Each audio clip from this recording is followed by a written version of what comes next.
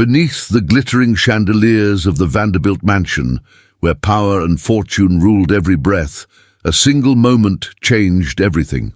She was only a seamstress, hidden in the shadows, summoned to mend a gown. He was the heir to an empire, restless and defiant.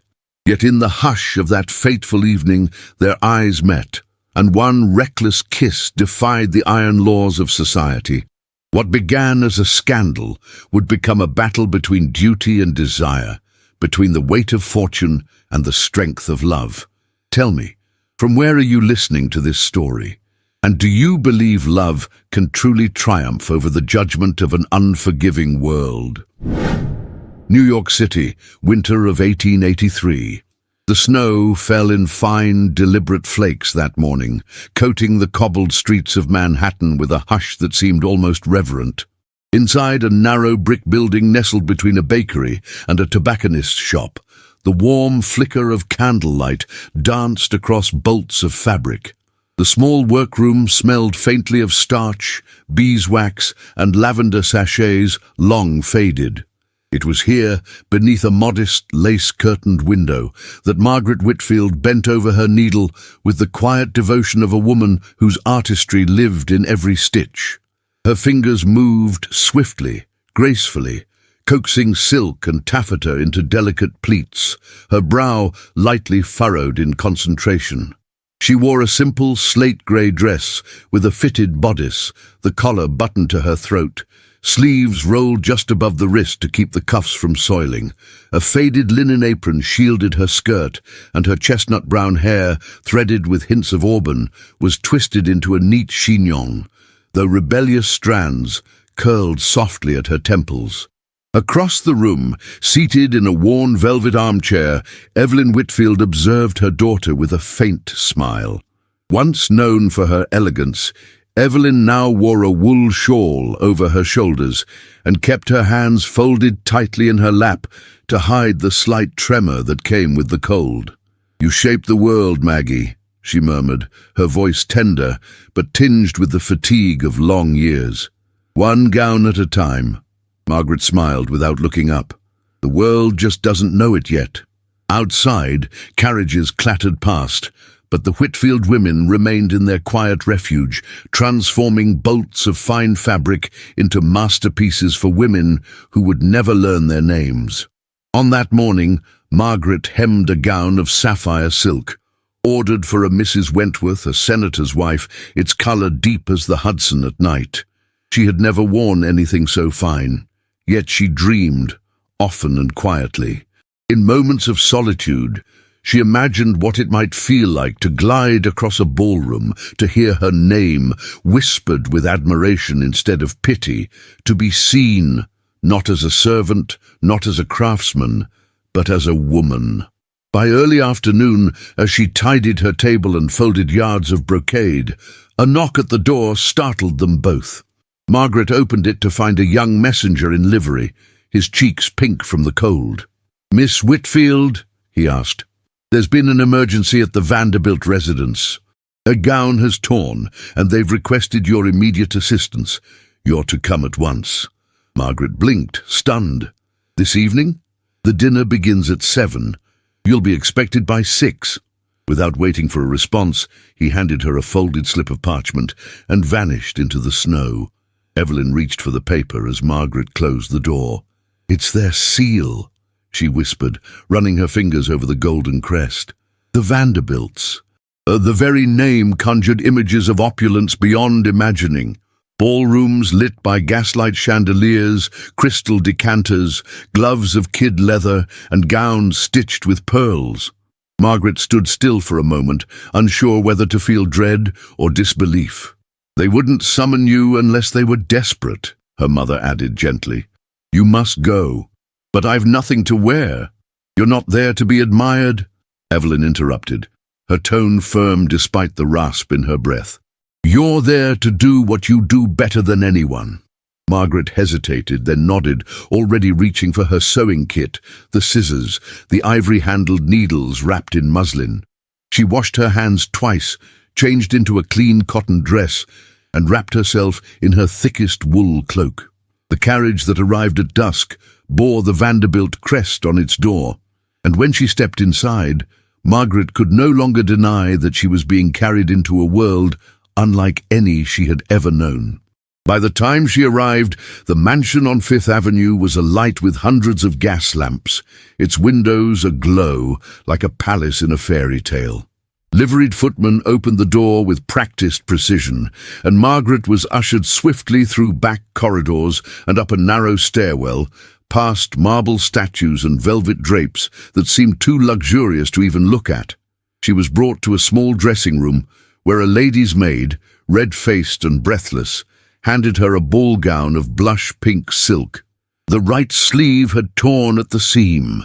"Miss Harrington will be announced in less than 20 minutes, the maid hissed. "Can you mend it?" Margaret nodded silently and set to work. The room was quiet, save for the delicate hiss of the gas sconces and the occasional sound of the maid pacing. Margaret's fingers worked as if guided by instinct. She was not thinking. She was feeling, moving with an urgency sharpened by years of experience.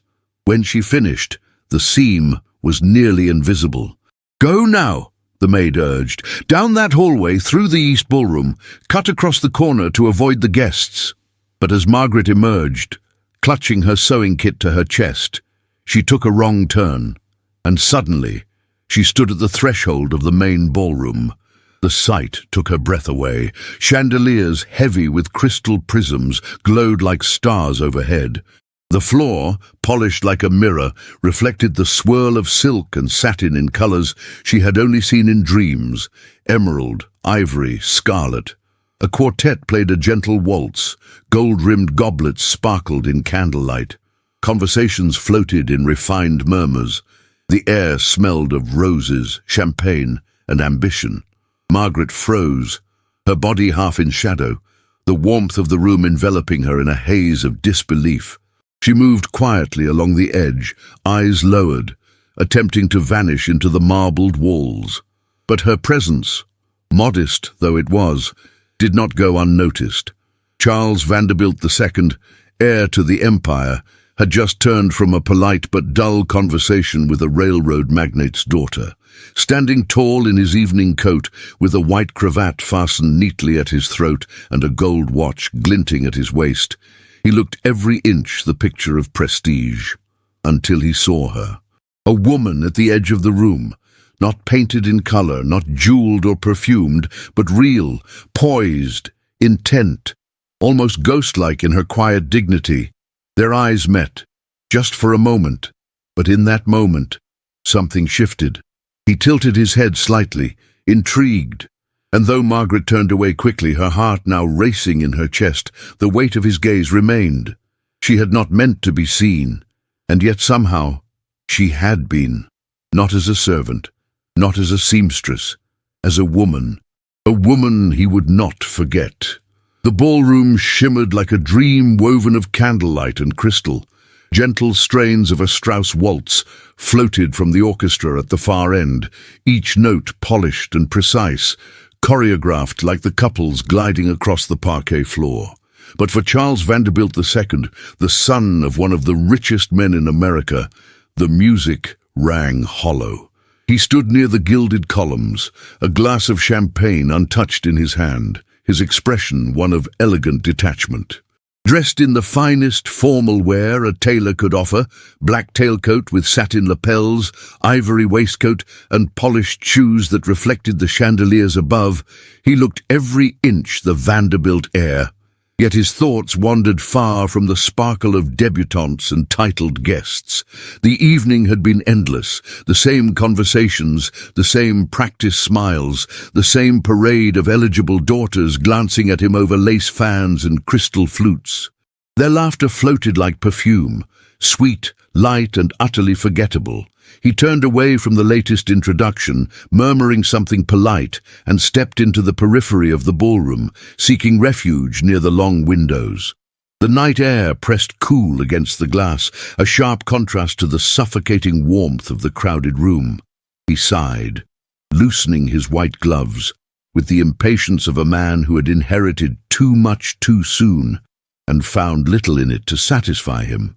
Then he saw her. Across the room, almost hidden behind a potted palm near the servants' corridor, stood a young woman with an air of quiet self-possession that made her stand out more than the jeweled gowns around her. Her dress was modest, dark, and unadorned, but it could not hide the elegance in her posture, nor the delicate strength in her hands as she pressed them to a small sewing case. He watched her without knowing why. Perhaps it was the way she remained still amid the swirling crowd, or the way her eyes moved, not with hunger or calculation, but with restraint. Her gaze did not seek attention. It resisted it.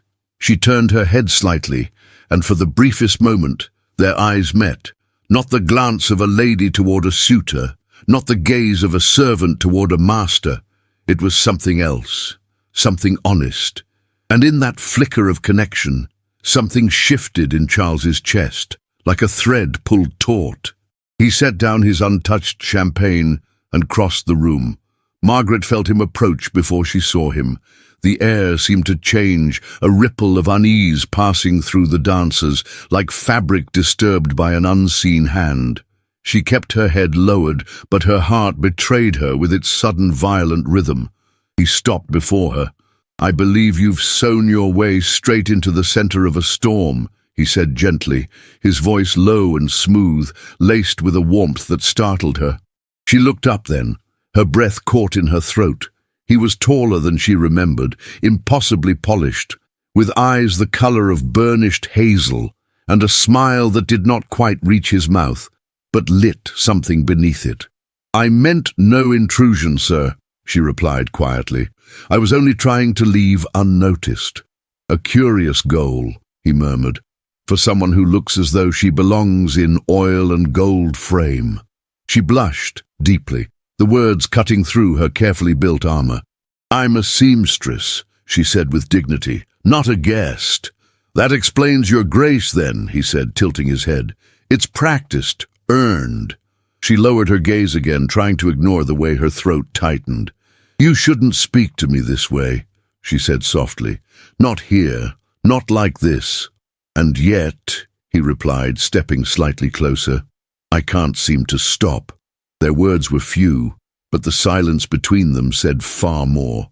In that space, the scent of roses, the strain of violins, and the dull murmur of society faded. All that remained was the electric hush of being seen, truly seen. Margaret felt the heat rise to her cheeks. She clutched her case more tightly, unsure whether to curtsy, flee, or stand her ground. Every instinct told her that this moment could unravel everything she had worked to protect. "Excuse me," she murmured, turning to slip behind a marble column, her footsteps quiet but rushed. She didn't see him follow. Charles, drawn as if by a force he could neither name nor defy, moved through the crowd with the silent confidence of a man accustomed to being obeyed. But for once, it was not obedience he sought. It was clarity. He found her just beyond the column, where the music grew softer, near the entrance to the adjoining parlor. The shadows fell gentler there, touched by the flicker of a nearby gas sconce. Margaret had paused, one hand pressed to her chest as though trying to still the trembling beneath it. He said nothing at first. Then, softly, "I don't know your name." She turned, startled. "It doesn't matter." "It does to me." There was no pretense in his voice, no arrogance, no mask of flirtation, only a quiet urgency. "Margaret," she whispered. He stepped closer. "Margaret," he repeated, as though trying the name on his tongue. "I'm Charles." She knew, of course. Everyone knew. He stood so near now that she could see the faint stubble along his jaw, the gleam of gold at his cufflink, the pulse at his throat. And still, she did not step back. Neither of them spoke. Not because there was nothing to say, but because what hovered between them defied language. A waltz began anew, and in a moment that should never have belonged to them, Charles offered his hand. "Dance with me." She stared at him, aghast. "I cannot." "You can." "I'm not. You're the only one I want to dance with." His hand remained outstretched, steady and patient. Margaret looked around. Eyes watched, lips whispered. She could feel the tension gathering like a storm cloud above her head. But her hand, traitorous and trembling, reached for his. He pulled her gently into the edge of the dance floor. The crowd parted slightly, not in welcome, but in stunned disbelief. The orchestra did not falter, but the atmosphere grew charged. A seamstress on the Vanderbilt floor. He placed one hand at her waist, his other clasping hers. She could hardly breathe. They danced. Each movement felt suspended in glass, as if time itself paused to watch. Her body followed the rhythm out of instinct, muscle memory from years spent fitting gowns and observing society from the shadows. But this was something else. Their eyes never left each other. Then, as the final notes of the waltz trembled into silence, Charles leaned forward and kissed her. It was not a lover's kiss, nor the practiced seduction of a man used to conquest. It was urgent, real. A man drowning in expectation, gasping for truth, and finding it in the most forbidden place. Gasps echoed through the ballroom like shattered glass. A matron dropped her fan. A gentleman coughed awkwardly. The music stopped altogether. Margaret's body stiffened in his arms. And then she pulled away. Her eyes, wide with disbelief, burned with something between anger and anguish. She turned and fled. Past the gawking eyes, past the gilded staircases, into the cold corridors of the house, until she no longer heard the whispers. Charles remained frozen in place, the echo of her touch lingering on his lips. From the far end of the ballroom, Cornelius Vanderbilt stepped forward, his expression carved from marble. His eyes met his son's, and the room fell into silence. The scandal had begun. The morning after the Vanderbilt dinner dawned with a cruel, unseasonable brightness. Sunlight spilled across the rooftops of Fifth Avenue as if the world were unaware or indifferent to the storm that had begun within its most opulent walls. In parlors scented with jasmine and tobacco, in conservatories glazed with frost, and in dressing rooms where maids laced corsets and fastened diamond brooches, one name passed from mouth to mouth: Margaret Whitfield. Her name, once unknown to society, was now a source of both scandal and amusement, but it was not spoken with admiration. It dripped from lips curled with disdain, folded into whispers wrapped in silk. "A seamstress," murmured the Marchioness of Pembroke over her tea. "How vulgar." "They say she bewitched him with some common charm," replied her companion, fanning herself slowly. "That she's been sewing for the family for years. Imagine the opportunities." "I heard she followed him into the garden," said another, "deliberately." "No, it was the ballroom, in front of everyone. The orchestra stopped playing." And then the inevitable conclusion, spoken in every drawing room from Madison to Gramercy. She knew exactly what she was doing.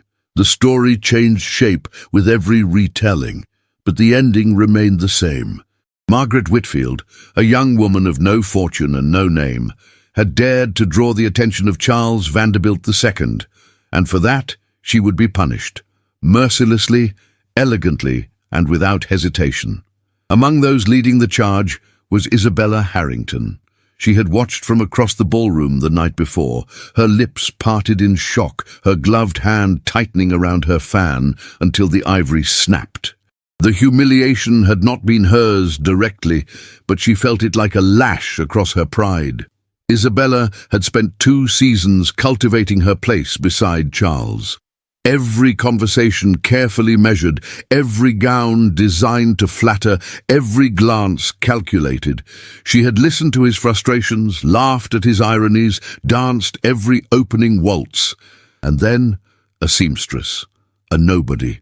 She stood now before her dressing mirror, her hair in loose waves, as her maid prepared to twist it into the fashionable coil. Her eyes were sharp as ice, narrowed with purpose. "She'll regret it," Isabella said softly, watching her own reflection. "And so will he." Her voice did not rise. She did not scream or sob. No, the fire that lived in Isabella was slow and cold, a flame that consumed with silence. By midday, whispers had reached the ears of every woman who mattered. But none of those voices entered the small, dim workshop where Margaret Whitfield sat in stillness, a piece of muslin untouched in her lap. She had not eaten. She had not spoken. Only her mother's voice broke the heavy silence. "They speak because they fear," said Evelyn, seated across from her, a teacup growing cold in her hand. "Because you dared to be more than they imagined." Margaret raised her eyes slowly, her lashes still damp. "They speak because I was foolish," she whispered. "Because I forgot who I am, and I let him. She couldn't finish. Evelyn set down her cup with trembling fingers and reached for her daughter's hand. "You did nothing wrong. You stood where you were sent. You sowed what they demanded. What happened was not your fault." Margaret shook her head. "But they think I wanted it, that I planned it, that I—" Evelyn tightened her grip. "And what do you know in your heart?" Margaret's lips quivered. "That I never meant to be seen. That I tried to walk away." Evelyn nodded. "Then let that be your truth. Let the world believe what it wishes. It has never known what to do with a woman who doesn't bow." Outside, footsteps passed the shop. A neighbor's child laughed. A carriage rolled by. Inside, the shadows wrapped around them like cloaks. The day wore on. Clients did not arrive. The usual rustle of fabric, the hum of the sewing machine, the rhythm of scissors and pins, all were absent. Margaret's hands, once so sure, now trembled with uncertainty. Just before sunset, a knock. She rose slowly, expecting a vendor or a delivery boy. But it was neither. Standing on the stoop was a young boy in a navy blue cap, holding a sealed envelope. His coat bore the insignia of the Vanderbilt household. "For Miss Margaret Whitfield," he said. "From Mr. Charles." She stared at the parchment. Her breath caught. Her fingers reached for it, then hesitated. "Are you sure?" she asked softly. The boy nodded once, then disappeared into the dusk. Margaret closed the door and leaned against it, the letter clutched to her chest. She did not open it at once. She walked to the back of the workshop, past bolts of fabric, past the broken sewing box, and into the narrow hall where the light was dim. There she broke the seal. The handwriting was strong, but careful. "Margaret, forgive the boldness of this letter. I know that after what happened last night, the world has turned its gaze upon you in the most unforgiving way. I cannot stop the noise, but I can offer you this truth. I do not regret what I did. Not the dance, not the kiss, not a single moment in which I saw you for who you are. I know that my name casts a long shadow, and that stepping into it has brought you pain. But I will not abandon you. Not now, not ever. I do not ask anything of you in return. Only that you know this was not a passing whim. You stirred something in me that has long been asleep, something real. Please forgive the world for its cruelty. It does not know how to honor a heart like yours. Charles." Her eyes lingered on the signature, the ink slightly smudged. She read the letter once, then again, as if it might vanish. Then, with great care, she folded it, wrapped it in a square of muslin, and placed it inside the lining of her sewing case, beneath the pincushion. She would not destroy it, but she could not let it live in plain sight. It was both a treasure and a curse, hope and fear wrapped in paper and ink. That night, she lay in bed beside her mother, listening to the wind rattle the shutters. Evelyn slept lightly, her breath uneven, her hand resting over Margaret's wrist. Margaret stared at the ceiling, her thoughts unraveling like threads. She wanted to believe in his words, in the warmth of his voice, the sincerity in his gaze. But how could she? How could she stand against the fury of a world built to crush women like her? She turned to the window, where the moon hung low and pale, veiled by clouds, and she whispered into the darkness, "If I let myself believe, I may not survive the fall." But her heart, traitorous and trembling, had already leapt. The Vanderbilt mansion loomed in solemn silence that morning, its heavy doors closed against the winter wind, and its marble halls as cold as the man who ruled them. In the vast study, where the drapes were never drawn and the clock ticked with the gravity of an empire, Cornelius Vanderbilt stood facing the fireplace, his hands clasped behind his back. His grey hair was brushed immaculately, his frock coat flawless, but his eyes, pale and unyielding, were sharper than the edge of a blade. He did not turn when his son entered. Charles crossed the threshold with quiet resolve, his footsteps echoing off the marble floor. He had not slept. The circles beneath his eyes betrayed the toll of a night spent writing letters he could not send and rereading one he had dared to deliver. "You wished to see me," he said, his voice measured, low. Cornelius remained silent for a moment, his gaze fixed on the flames. Then he spoke, his tone devoid of warmth. "I never imagined," he said slowly, "that I would live to see a Vanderbilt son publicly humiliate our family name. For a seamstress." Charles said nothing. Cornelius finally turned, his face carved from granite. "You will end it today, immediately." Charles held his ground. "No." A silence followed, heavy as iron. "No?" Cornelius repeated, almost amused. "You believe this is a negotiation?" "I believe," Charles replied, "that I have the right to choose the path of my own life." The elder Vanderbilt stepped closer, his presence towering. "You live under my roof. You wear my name. Every stone beneath your feet was paid for with my fortune. And you think you have the right to throw it all away over some girl with calloused hands and no bloodline." Charles's eyes flared. "She has more dignity than half the people who sit at our table," he said quietly. Cornelius's voice rose, icy and sharp. "She is nothing. You will not see her again. You will make a statement to the press denying any affection. You will dance with Isabella Harrington at the Rutherford Gala next week and remind New York of your place." "I won't," Charles answered, firmer now. "I won't lie, and I won't pretend." Cornelius's hand struck the desk with a violent crack. "Then you will be cut off."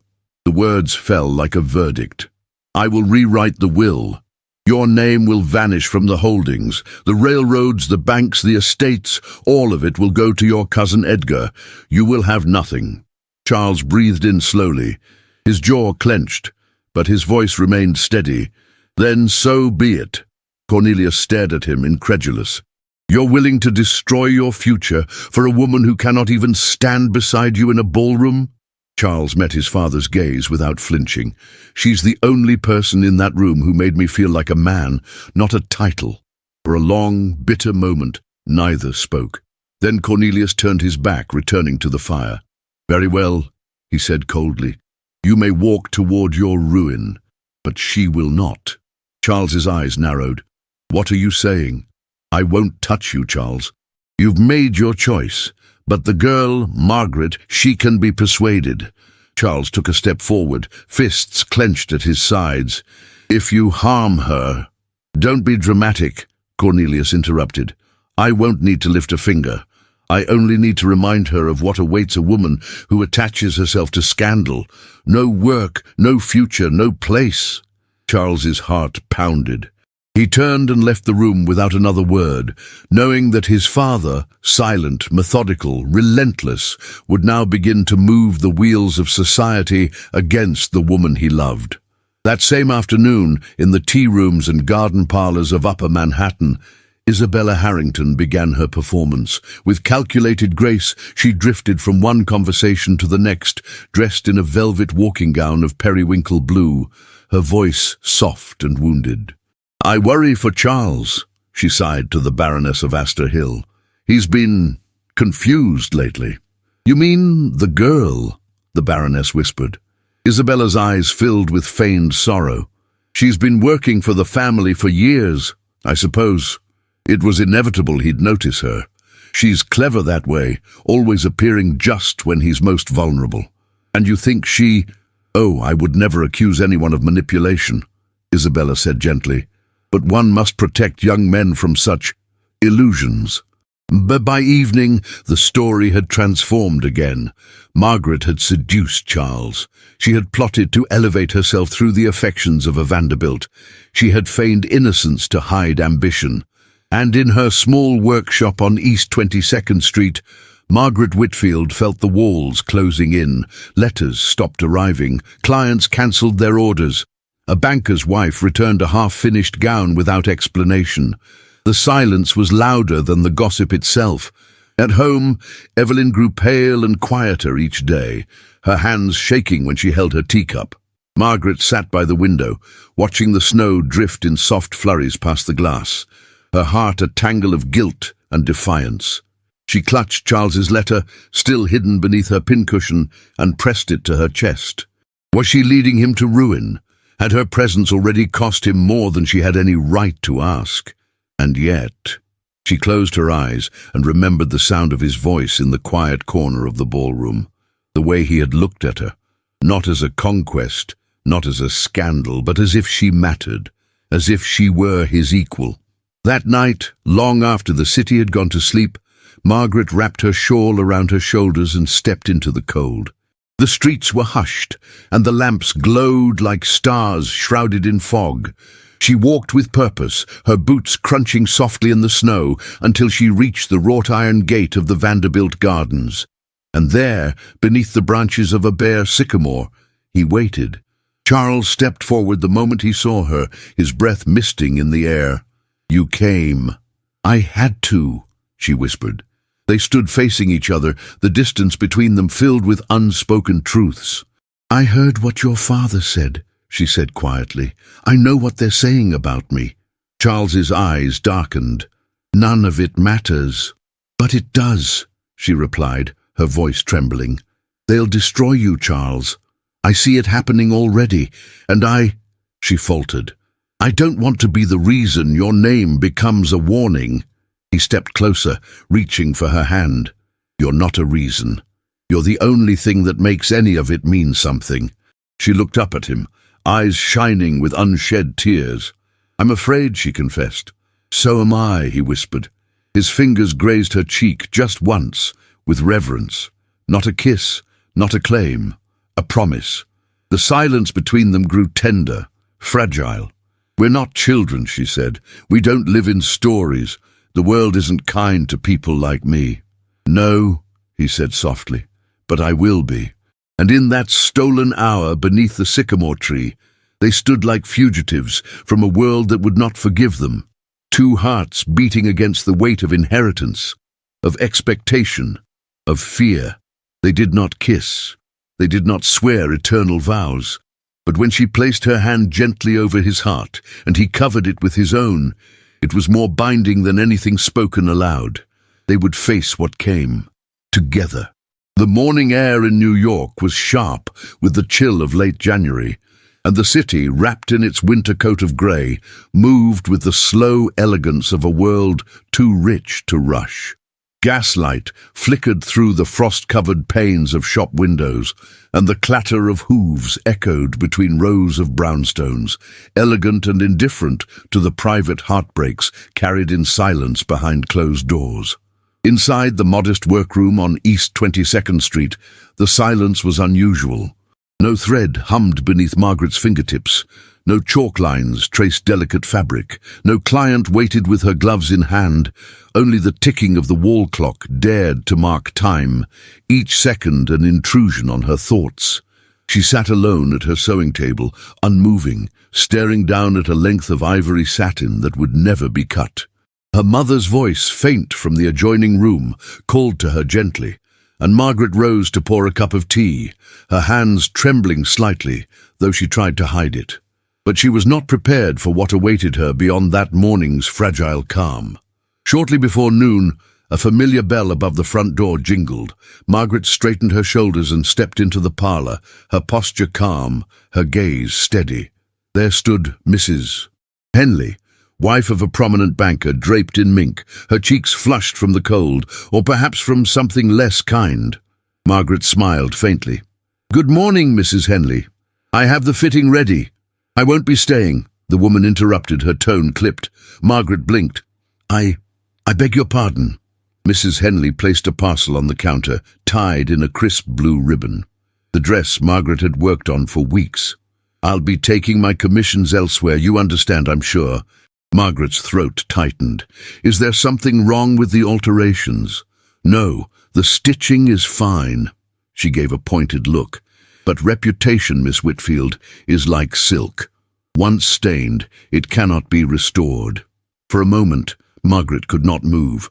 Her fingers brushed the edge of the counter, as if seeking something solid to hold on to. "I have always served you with care and respect," she said softly. "My personal affairs are no longer personal, I'm afraid, Mrs. Henley replied, drawing her gloves on tightly. "Society is watching." She turned and exited without another word, the door shutting with a final click that sounded far louder than it should have. The silence that followed was unbearable. Margaret remained standing in the middle of the room, her chest rising and falling as though she'd just run a mile uphill. Her pride burned, her skin prickled with shame, and behind her eyes, tears formed, hot, unwanted, and uncontrollable. She could not stay. Not in that room.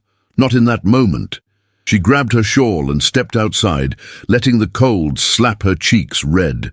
She walked without direction, boots thudding against the slush, eyes stinging as the wind mingled with the tears she could no longer hold back. The city blurred around her. She passed no one she knew, and yet every face seemed to look through her. She felt stripped bare. Not a woman, not a daughter, not even a seamstress.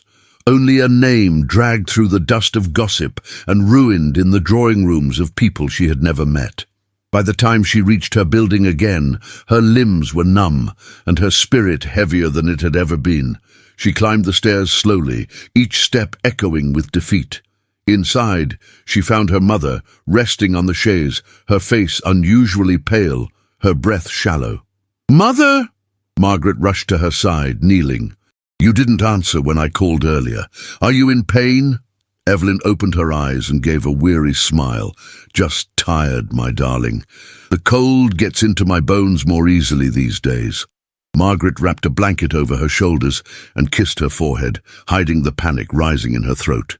She would not let her mother see her cry again. Not today, but she could not hide the absence of work, the orders unfilled, the silence of the shop bell. And later that evening, when a discreet envelope was slipped beneath their door, she knew who it was from before opening it. Charles. Inside was a short note and a folded bank draft, generous, almost obscene in its kindness. "Let me help you, please. It's not charity. It's the only way I know how to protect you in a world that's made itself your enemy. See." Margaret sat at the kitchen table for a long time, staring at the money with dry, aching eyes. Her first impulse was to tear it up. Her second was to weep. Instead, she folded it back into the envelope and tucked it beneath the teapot on the highest shelf, out of reach. She would not accept pity from the man she loved, not because his intentions were impure, but because her dignity, what little remained of it, was all she had to call her own. That weekend, the Harrington family hosted their famed annual charity ball at the Metropolitan Club, a grand affair under chandeliers the size of carriages, with a guest list composed entirely of New York's most powerful names. Margaret had no intention of attending until Mrs. Travers, a long-time client who had not yet cancelled her commissions, sent for her to assist with last-minute gown preparations. "You'll only be backstage," Mrs. Travers said, "in the dressing area. No one will even see you." And so Margaret went, carrying her needle case and trying not to tremble as she stepped into the glowing maze of silk, perfume, and orchestrated splendor. Behind the curtains she worked in silence, adjusting hems, pinning lace, and tightening corsets for women who barely acknowledged her presence. Her fingers moved automatically, but her ears betrayed her. She could hear everything. The giggles, the jabs. "The Vanderbilt boy will be here tonight," whispered one debutante. "Do you think he'll bring his seamstress?" "I heard she tried to follow him here," said another. As if she belonged. Margaret pressed her lips together and focused on a stubborn stitch. Then, amid the laughter and perfume, a hush fell. She looked up, and there he was, Charles.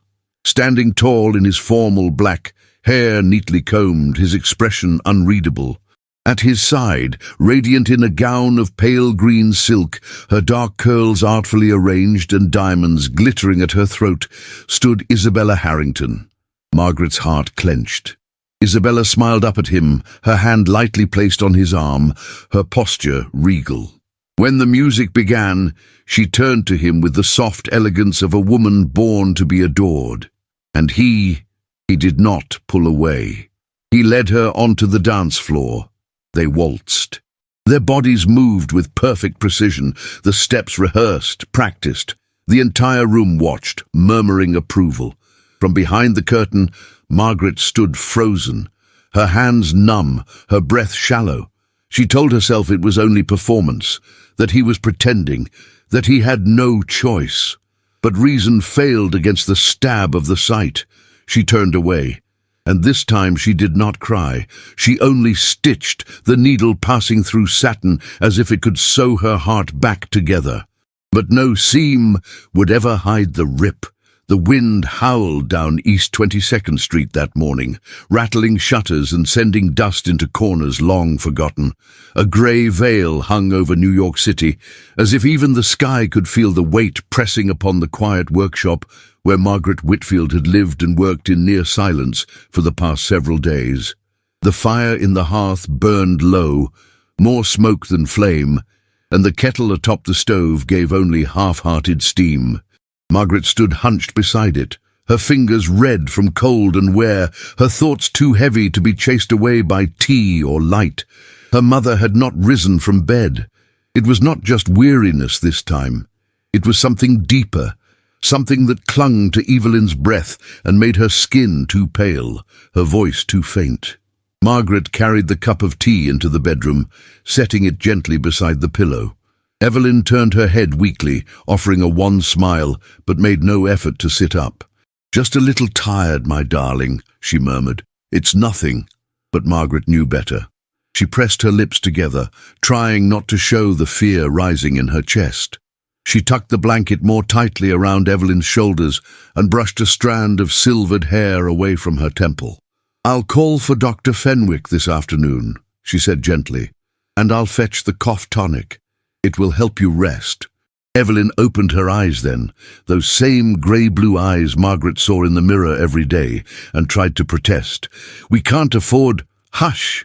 Margaret interrupted, forcing a softness into her tone. "We'll manage." But she didn't know how. The coins left in her sewing box were barely enough for a loaf of bread and a small bag of coal. And with commissions all but vanished, and her name now little more than a cautionary tale in every parlour north of 14th Street, her prospects had dried up like flowers pressed too long in a book. By noon, Margaret stepped into the bitter cold once more, shawl pulled tightly around her shoulders, her eyes cast low. She went from shop to shop hoping for a last-minute order, a hem, a cuff, a repair. But the doors that once welcomed her now barely cracked open, and the glances she received were clipped, pitying, or worse. Only one woman gave her work.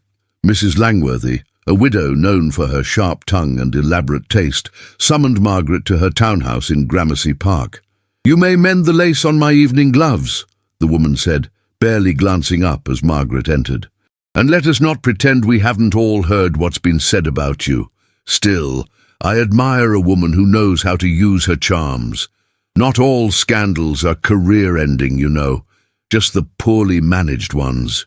Margaret kept her eyes on the gloves and said nothing, her fingers moving with practiced precision, even as humiliation burned beneath her skin.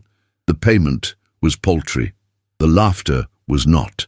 When she returned home, her boots soaked and her pride wounded, she found the doctor already leaving. "She needs warmth and rest," he said quietly, "and the medicine I've left, but it won't work without nourishment. Do what you must, Miss Whitfield. You're all she has." That night, Margaret sat by the fire, her head bowed, the envelope from Charles, still sealed beside her untouched. She considered it. Her fingers hovered over it, but she could not. And as if the weight were not already unbearable, the next morning brought something worse. A visitor. He came without announcement, but not without consequence. Mr. Latham, the family solicitor for the Vanderbilts, appeared at her door dressed in black wool, gloved and composed. His tone was formal, his words practiced.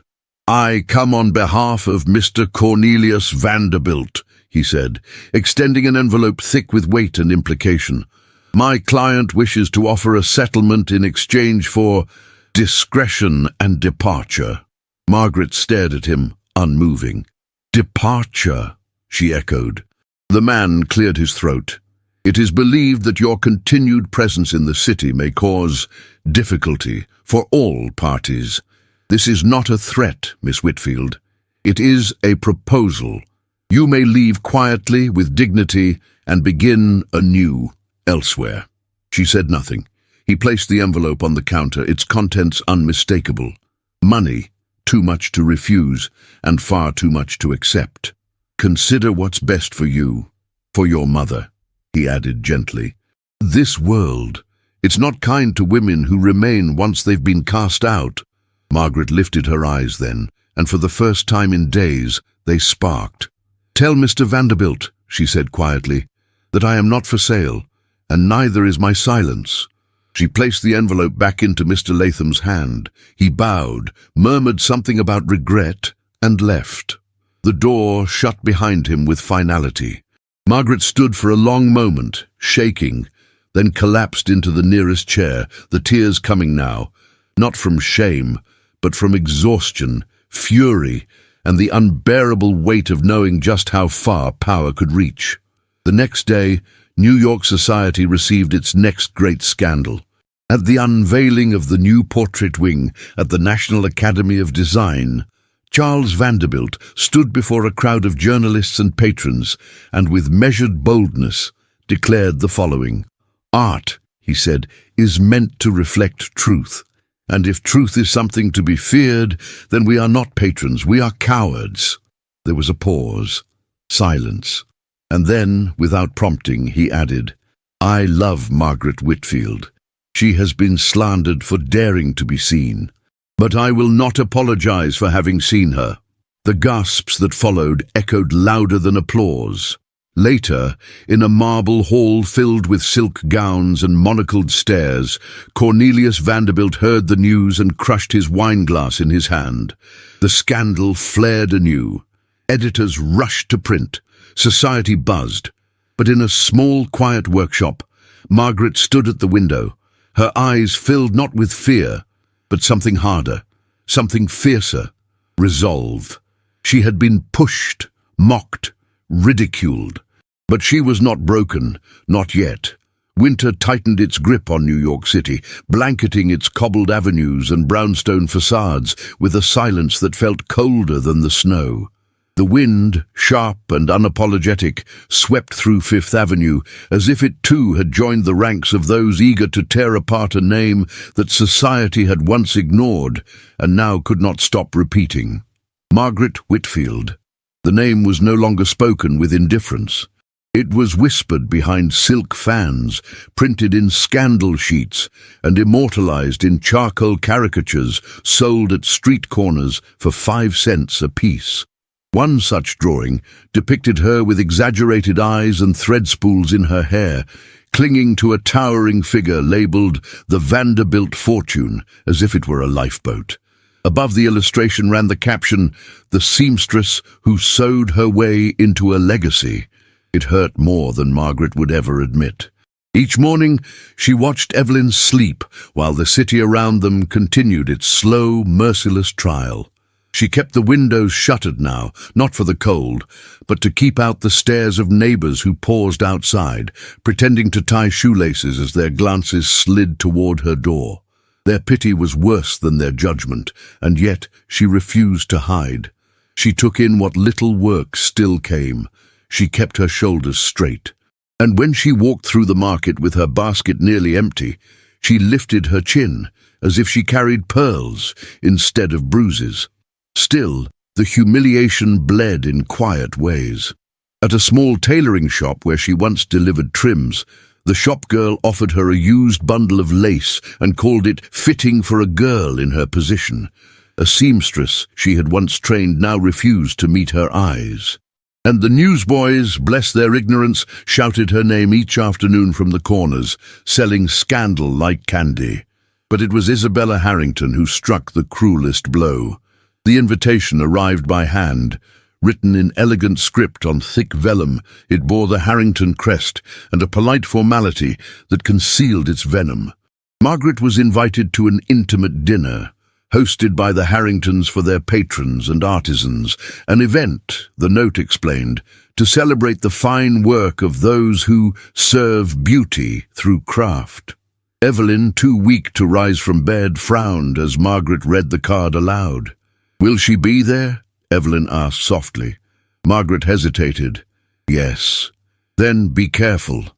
"I will."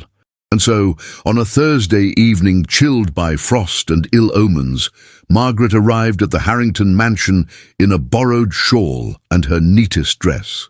She carried her sewing case like armor, unaware that she was walking into a room designed not for recognition, but for spectacle. The parlor was grand and glittering. Gas lamps flickered from crystal sconces, and a fire roared in the hearth, warming the silk gowns and velvet waistcoats of New York's most polished elite. At first, Margaret stood in the shadows, uncertain. Then Isabella spotted her. "Oh, Miss Whitfield," she said, gliding forward with a smile like cut glass. "How lovely you look. Won't you join us?" Margaret offered a quiet nod, clutching her case. The room was filled with faces she had seen only from a distance, ladies she had sewn for, gentlemen whose names filled the finance pages. They turned as Isabella led her in, their expressions carefully composed. Margaret was seated at the end of the long dining table, far from conversation, but close enough to be watched. Her presence was tolerated, but not welcomed. The first course was served. Then came the first blow. "Tell us, Miss Whitfield," asked Mrs. Astor, lifting a spoon delicately. "Is it true you'll be designing your own trousseau? Quite a modern woman, I hear." Laughter rippled along the table. Margaret met her eyes calmly. "I've always believed a woman should know the quality of her own seams." The response silenced the laughter for a moment, but only a moment. Then came a whisper from the other end. "I hear her stitchwork is only matched by her talent for social climbing." Margaret said nothing. Isabella turned, feigning surprise. "Oh, come now, let's not be cruel. Miss Whitfield is simply ambitious. Aren't you, dear?" Margaret's throat burned, but she refused to lower her eyes. "If ambition means surviving without malice, then yes," she said softly. The table fell quiet again, and then came the final twist.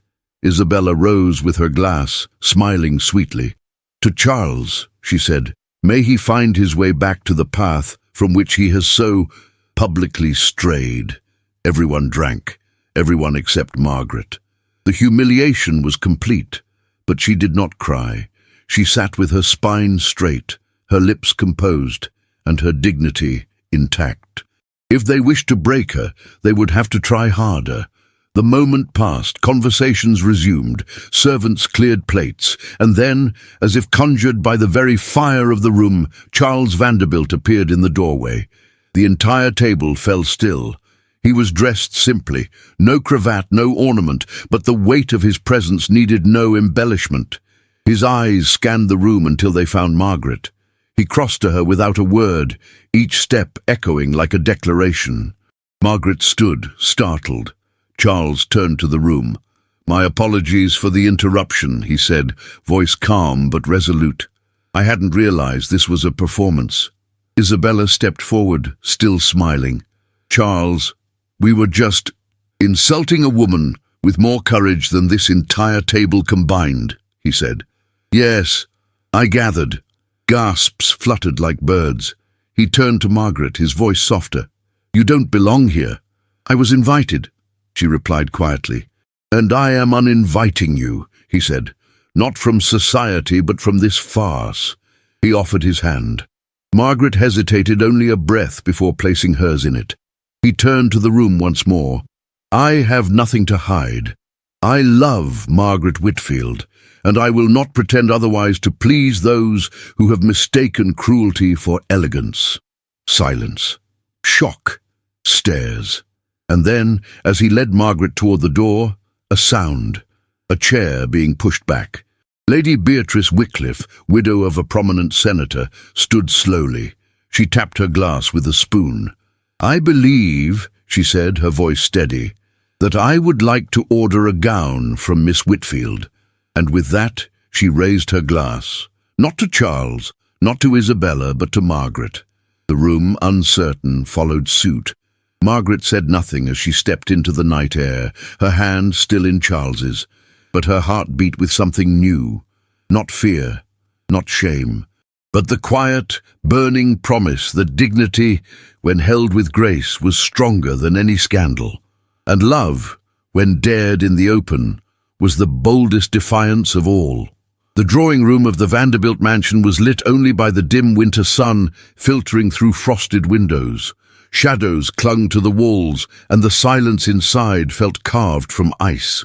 The fire had long since died in the hearth, but Cornelius Vanderbilt stood before it as if it still roared, his gloved hands clasped behind his back, his expression carved in stone. Charles entered the room with the air of a man who already knew the sentence awaiting him. His father did not offer a greeting. "I had hoped," Cornelius began, "that your latest performance was simply a symptom of youth, that perhaps this infatuation, this folly, would pass." Charles remained still. "It has not." "Then allow me to be clear," the elder Vanderbilt said, turning slowly. "You have a choice. Marry Isabella Harrington, unite two legacies as planned, or lose everything, permanently." The words fell like a blade. Charles's jaw tightened, but he did not flinch. "I have already made my choice," he said quietly. Cornelius stepped closer, his voice low and deadly calm. "You would throw away a future built over generations for a seamstress?" Charles's response was swift, steady. "I would throw away 1,000 fortunes to keep my soul intact." His father's eyes narrowed. "Then you are no longer welcome in this house. Your accounts will be frozen. Your name will be removed from the business registry by week's end. The life you know ends here." Charles nodded once, his voice a murmur of defiance. "Good." He turned and walked out. By nightfall, society reeled. The news spread from the Vanderbilt mansion to the parlors of Madison Avenue, down to the gentlemen's clubs and up to the tea salons where women sipped behind lace gloves and gasped behind fans. Charles Vanderbilt had walked away from his inheritance. For love. For her. Margaret. And while the city whispered and speculated, Margaret herself sat in her mother's parlor, sewing in silence beneath the dim glow of a single lamp. She had not yet heard. But the knock at the door was not unexpected. When she opened it, he stood there, Charles. His coat was dusted with snow, his collar turned up against the wind, but his eyes burned with something bright and raw. He stepped inside without waiting to be invited, and for a moment neither of them spoke. Then she saw the exhaustion in his face, the ache hidden behind his determined stance, and she understood. "You did it," she whispered. "I had to." Margaret's breath caught. She reached for the back of the chair to steady herself. "You left everything." "I left nothing that mattered." Her heart ached with admiration and terror in equal measure. "You don't understand what you've done." "Yes, I do. They'll destroy you. They already tried. I don't want to be the reason." "You are not the reason," he interrupted, crossing the room to stand before her. "You are the reason I can breathe." Tears welled in her eyes, but she held them back with all her strength. Evelyn's soft cough came from the next room. Margaret glanced toward the bedroom, then back at him. "You can't stay," she said. "I'm not asking to." He looked around the modest room, so different from the marble halls he had abandoned. "I came to tell you that whatever happens next, it will be of your choosing. Not mine, not my father's, yours." Then he placed a small envelope on the table and left without waiting for a reply. Inside the envelope, she found a pressed sprig of lavender and a note written in a hand she now knew better than her own heartbeat. "For the first time in my life, I am free. That freedom is not worth living without you."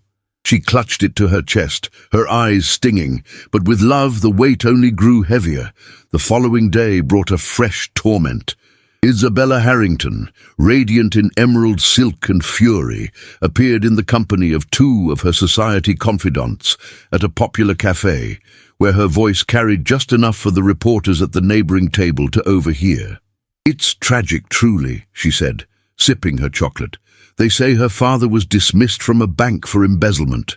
Quietly, of course. No trial. But these things, they linger, don't they?" One of the women gasped, delighted. "I had no idea."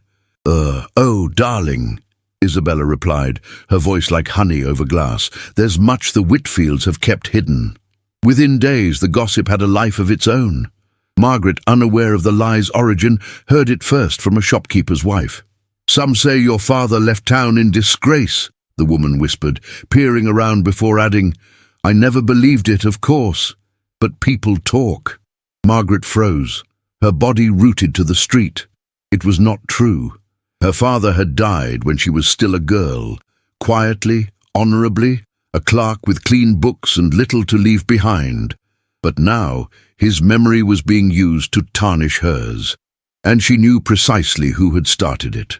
She returned home in silence and sat at her mother's side, watching the frail rise and fall of Evelyn's breath. Her chest burned with shame, rage, and helplessness.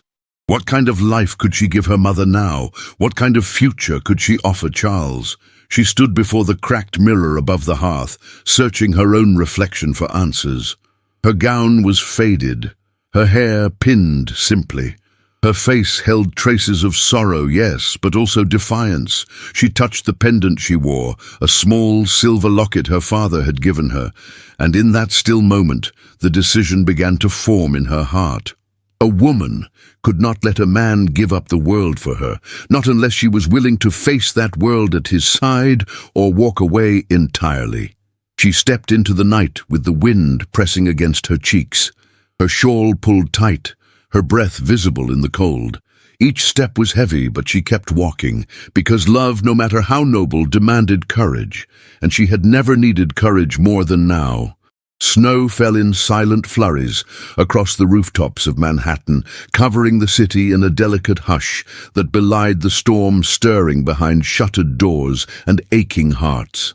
The scandal of Charles Vanderbilt's public declaration had barely cooled, yet its aftershocks continued to rattle the marble corridors of the elite. In the days that followed the Harrington dinner, invitations were withdrawn. Partnerships hesitated. Old friends turned cautious, but Charles did not waver. He left the Vanderbilt mansion with nothing but a single trunk and a name that now burned on the tongues of both admirers and enemies. The streets he once crossed in carriages, he now walked on foot, coat collar upturned, breath visible in the cold. But he moved with purpose, always toward the same place, toward her, Margaret. He found her on a grey morning, not in her workshop or at her mother's bedside, but at the station, her gloved hands trembling as she passed her meagre bag to the porter. Her shoulders were squared, her jaw set, but her eyes, those grey-blue eyes that had haunted him, were rimmed with unshed tears. She had chosen to leave. He stepped onto the platform with long strides, the wind lifting the hem of his coat, and she turned at the sound of his voice. "You're running," Charles said. Margaret's breath caught. "I'm protecting you," she replied, barely louder than the train whistle in the distance. "You think I need protection from you? I think you've lost everything because of me." The snow swirled between them like ghosts. Charles shook his head. "I lost everything the moment I chose to live a lie. What I've gained, Margaret, is the right to be the man I was meant to be. You don't understand?"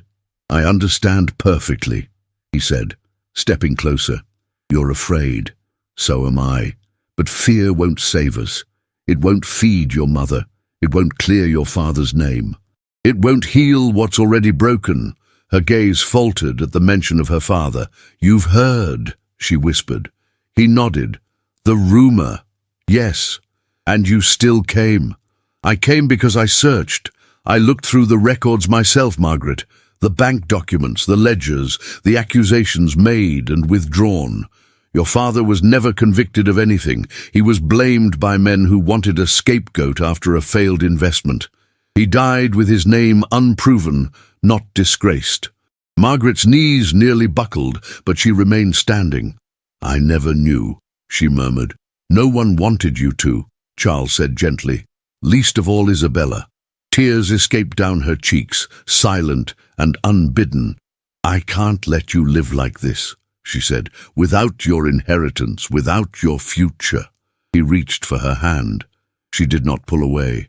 "My future," he said, "is in the way you look at me. It's in the letters I wrote and never sent. It's in the nights I stayed awake imagining the sound of your voice. Margaret, I've never wanted anything in my life the way I want to walk beside you, as your equal, as your partner, as your husband." Her lips parted, her heart pounding with something dangerously close to hope. "But I'm not your equal," she said bitterly. "Not in their eyes." "Then let them go blind." The train whistled again, a mournful cry. The porter looked up expectantly. Margaret inhaled slowly and stepped back. "I'm not going," she said quietly. Charles's breath left him in a rush, as if he had been holding it since the day she tried to disappear. They did not kiss. Not there. Not yet. But their foreheads touched, gently, their hands entwined, and the snow fell around them like benediction. Later that day, the city received a different kind of shock. Cornelius Vanderbilt collapsed in the middle of his study. The servants ran in all directions. Doctors were summoned. His breathing was shallow, his lips pale. For 2 days, the house that once hosted the most coveted parties in Manhattan became a vigil of whispered prayers and unspoken reckonings. Charles was summoned reluctantly. He entered the grand home with slow, deliberate steps, not as a disgraced heir, but as a man who had carved a life outside its walls.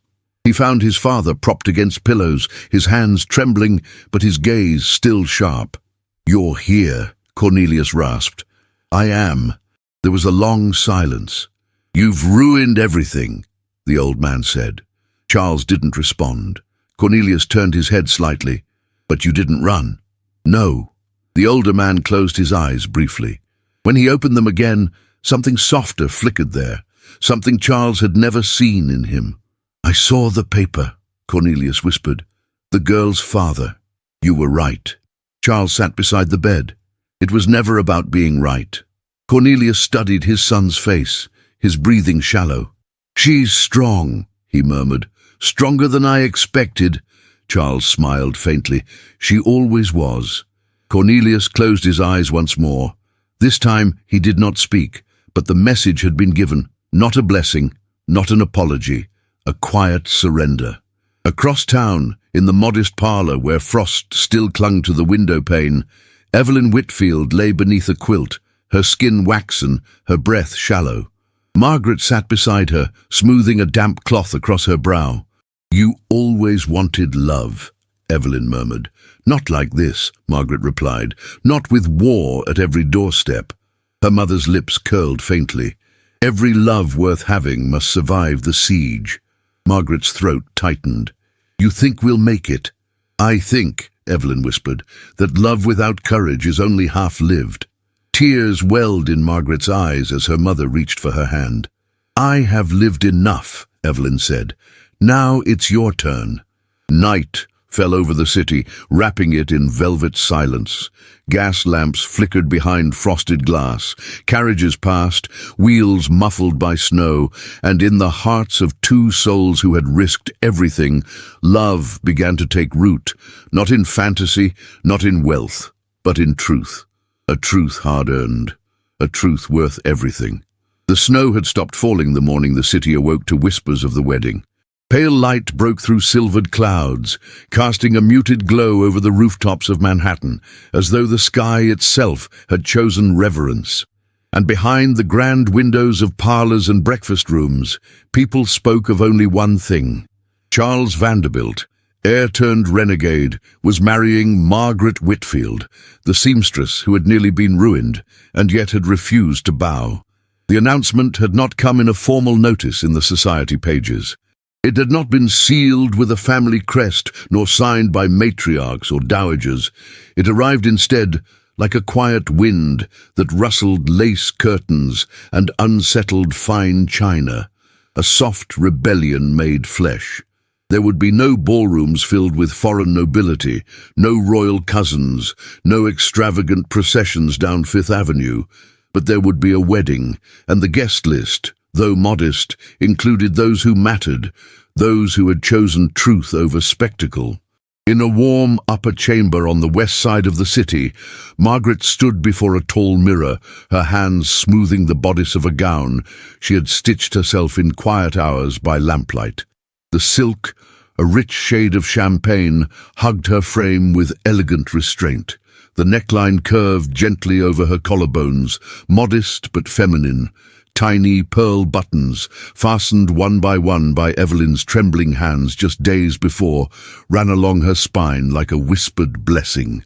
Her hair was swept back in soft waves, a few strands left loose to frame her face, adorned only with a silver comb that had once belonged to her mother. There were no diamonds, no veils of lace sewn in Paris, no tiaras borrowed from distant aunts. Only Margaret, her heart, her courage, her vow. As she stood before the mirror, her fingers trembling lightly at her sides, she remembered the first time she'd entered a ballroom, not as a guest, but as a worker in shadows. She had mended torn silk while chandeliers glittered above her, never imagining she would one day walk beneath them as someone cherished, chosen. She turned, and Lady Beatrice Wycliffe, one of the few society women who had defended her, nodded in approval from her place near the window. "You look like no one else," the older woman said, "which is precisely why you are unforgettable." Margaret smiled. "That wasn't the intention, but it is the result." Meanwhile, in a quiet room across town, Cornelius Vanderbilt lay propped against pillows, his body weakened by illness, his breath short, but his mind as sharp as ever. The newspaper rested on his lap, the headline bold: "Vanderbilt wedding draws line between old wealth and new values." He did not flinch at the headline. He had seen it coming. What he hadn't expected, what still unsettled him, was the sight of his son, returning again and again to sit beside him in silence. Charles had brought no anger, no accusations, only his presence, and that somehow was more effective than any argument. It was during one such visit that Cornelius had seen something unexpected. Margaret. She had come to check on Charles, not knowing the old man was awake. She had stepped into the room quietly, holding a folded shawl and a worried gaze. Her eyes moved to the elder Vanderbilt, and for a moment they simply regarded one another, not as enemies, not even as opponents, but as two people who understood what it meant to love someone so deeply it rearranged every belief they'd ever held. She had not bowed or begged. She had simply said, "If you're strong enough, he'll never know I came." And she left. Cornelius had said nothing, but he remembered, and so, when Charles asked him if he would attend the ceremony, even if only from a distance, behind the comfort of a carriage window, Cornelius had closed his eyes, exhaled slowly, and said, "Marry her." He would never call it a blessing. That was not his way, but in that quiet permission every barrier fell. That afternoon, in a modest yet exquisitely decorated chapel surrounded by ivy-covered brick, Margaret walked down the aisle not in shame or shadow, but in the full light of day. Gas lamps flickered above. A small string quartet played a subdued melody. The pews were filled with faces that had once turned away from her, now softened by time, scandal, and the undeniable power of sincerity. Lady Wycliffe sat beside Mrs. Travers, both wearing violet. A few editors from less vicious publications sat near the back, pens tucked into their coat pockets, scribbling discreet notes. And in the final row, a closed carriage window cracked open just enough to reveal the eyes of Cornelius Vanderbilt, watching without being seen. When Margaret reached the altar, Charles took her hand. No gloves, no hesitation. The officiant began, and the city held its breath. There were no gasps when they said "I do," No interruptions, no objections, only the quiet reverence of two souls choosing one another despite every reason not to. Later that evening, a modest reception was held at the Wycliffe estate. The ballroom, smaller than the Vanderbilt's but no less grand, was filled with flickering candlelight, fresh winter roses, and the soft clinking of glasses raised in tentative joy. Margaret stood near the edge of the room, her hand resting lightly on Charles's arm, watching as old enemies avoided her gaze and new allies smiled with shy warmth. Across the ballroom, Isabella Harrington stood alone. She had arrived uninvited, escorted by her ever-present aunt, claiming courtesy and tradition. But no one approached her, no one offered her a glass or asked her to dance. She watched the couple in silence, her gloved hands folded before her. The woman she had tried to destroy now stood in the very place Isabella had once believed was hers by right. And though she held her posture high and her jaw set, Isabella felt the final crack within her certainty. She left quietly before the first waltz. As the music began, Charles turned to Margaret, his expression open, unguarded. "May I have this dance?" She looked around the room, the same society that had once scorned her now watching with cautious curiosity, and smiled. "I've waited my whole life for someone to ask me that in truth." He led her to the center of the ballroom. They danced slowly, a waltz familiar in rhythm but made new by meaning. The chandeliers above, once the witnesses of whispers and shame, now reflected only admiration. In Charles's arms, Margaret moved with grace that needed no permission, no title, only love. Around them the world faded, and for a moment, just one perfect, breathless moment, it no longer mattered that she had begun as a seamstress or that he had once been the heir to an empire. What mattered was this: she had chosen love, and he had chosen her.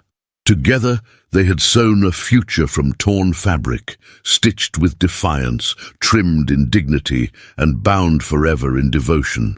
And beneath the same chandeliers that had once cast shadows over scandal, Margaret Whitfield became Margaret Vanderbilt. Not in name alone, but in every truth that mattered. Her fate, once shaped by whispers, was now written in vows. A new story had begun, one not given, but claimed. The year was 1892, and New York City, like the world beyond it, had changed. The skyline had grown taller, the streets busier, and the carriages faster. The gas lights that once flickered at twilight had begun to give way to electric bulbs, and whispers that once held the power to destroy now dissolved beneath the din of progress.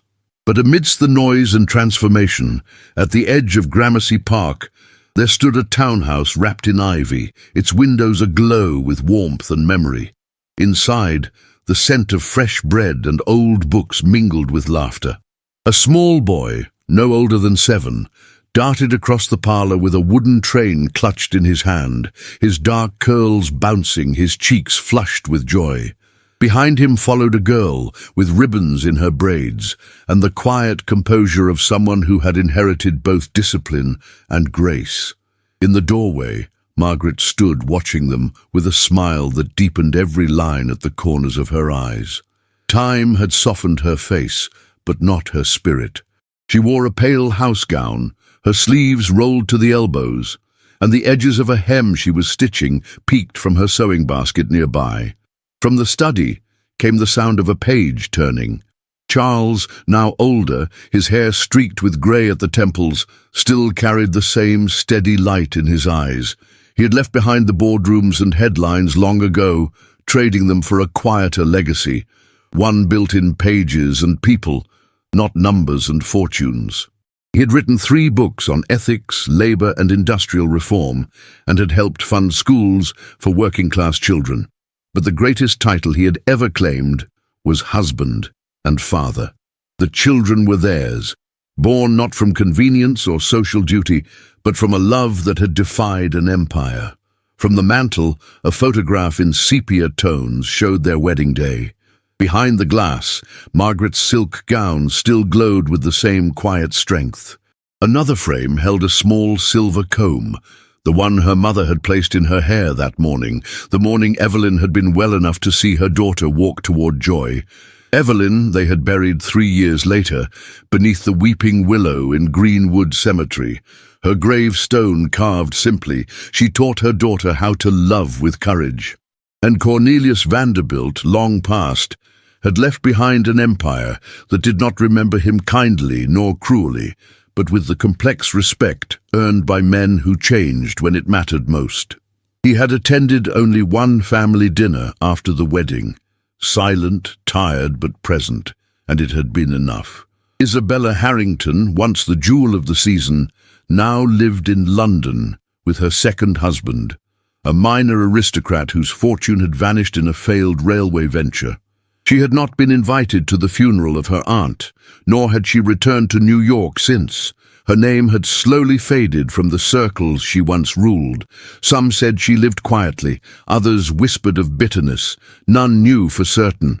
As for Margaret, she had become a name whispered not with scandal, but with admiration.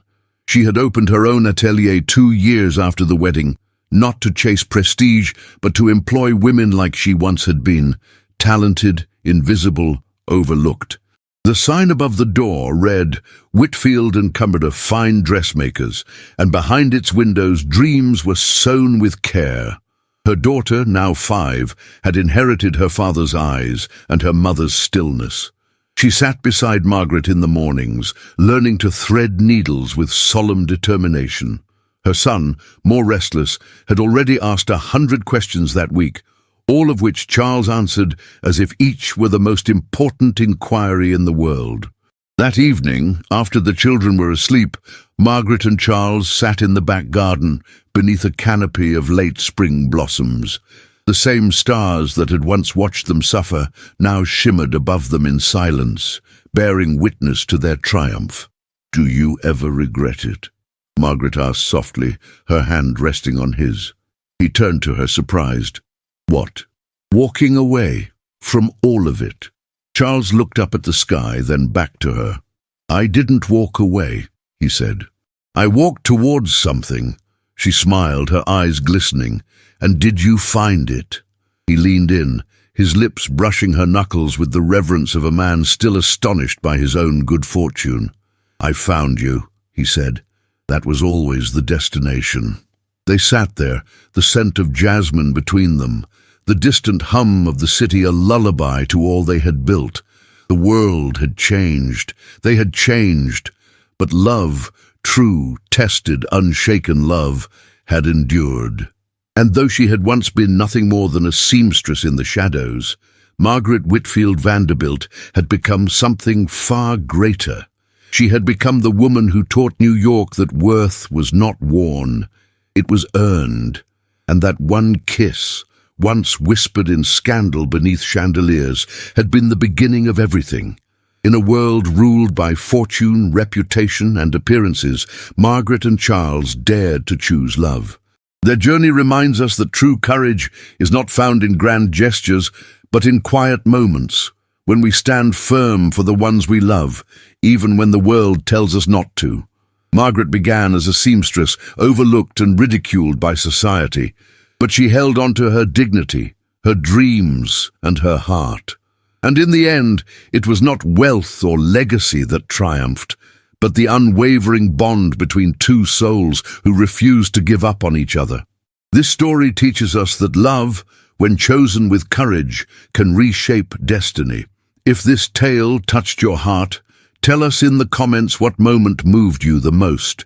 And if you made it all the way here, write the word courage below. That one word that changed Margaret's fate and can change ours too. Don't keep this story to yourself. Share it with someone who still believes in love that conquers all. And if you're craving more historical romances filled with passion, scandal and redemption, be sure to check the stories I've left for you in the cards. There's always another heart waiting to beat a little faster. Thank you for listening. Your presence here keeps these stories alive.